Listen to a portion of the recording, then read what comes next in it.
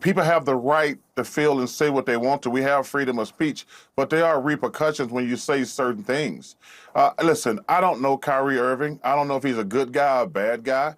I think he's been suspended, rightfully so, and I think he should come back and play in the NBA. But, that's a really slippery slope because, people always talk about freedom of speech, freedom of effect, or you say whatever you want to, but there are repercussions.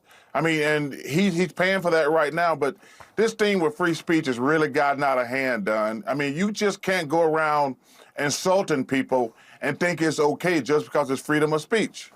Well, people say, well, listen, if I don't get to say what I say, it's cancel culture. And I don't know if you probably do not agree with that.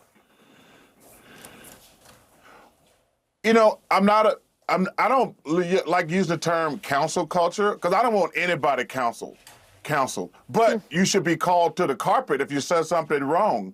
I don't believe somebody should lose their job or things like that. But you should be called out if you said something stupid. Hey, I've been called out many times, and I have no problem with that. But I hate the term cancel culture because very few people are canceled. Let's be honest and realistic. They sort of are forcing him to apologize, but what if these are his real beliefs? Should they be dealing with that as well? Maybe they have someone who actually believes these things. I'm not saying it's right. Instead of forcing him to apologize, maybe they should be dealing with that part of it. So Charles Barkley would be right.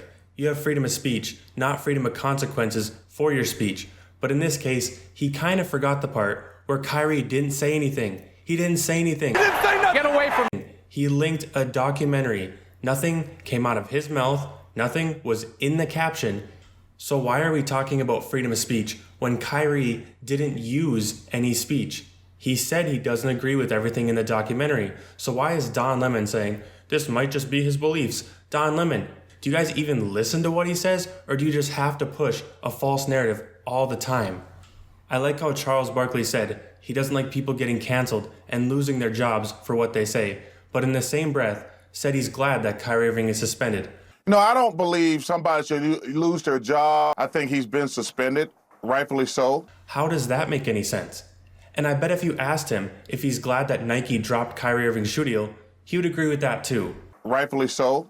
Whether or not Charles Barkley wants to believe it, Kyrie Irving is the definition of canceled right now, losing everything for something he didn't even say. Why are we talking about freedom of speech when there was no speech even used?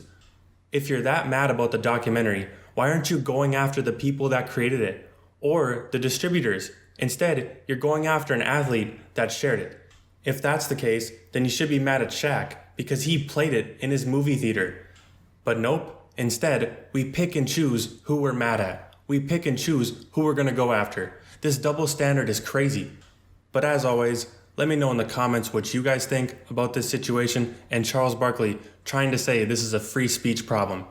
And leave a like if you enjoyed this video and subscribe for more NBA content just like this. And I will see you in the next upload. And the first time you guys asked me when I was sitting on that stage, I don't believe everything that everybody posts. It's a documentary.